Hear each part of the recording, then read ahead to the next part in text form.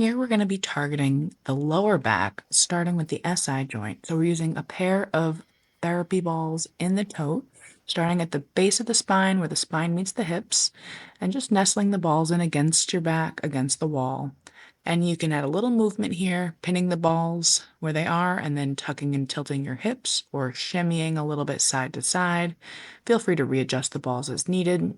If you bring them up a little bit higher to your lower back, you can bend your knees and roll up and down, getting the balls to roll along your erectors along the sides of your spine.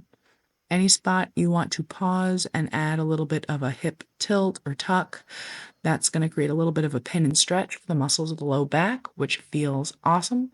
So go ahead and spend as long as you need there, shimmying, adjusting, playing with the balls, and breathing. When you're ready, we're going to target the QL muscle, which is deeper to those spinal erectors that you can feel.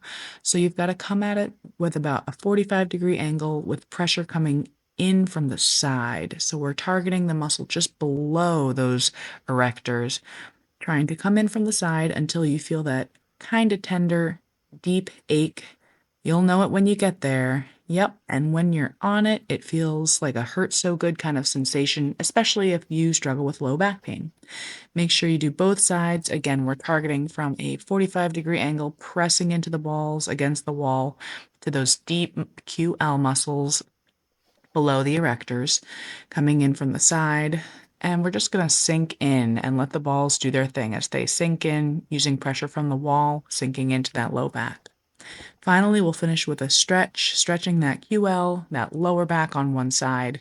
The weight's on your back foot here as you cross the front leg over and reach up and away to stretch the whole side body for a couple of breaths. Then we'll switch weights on the back leg, front leg crosses over, pushing your hip over to the side as you reach overhead.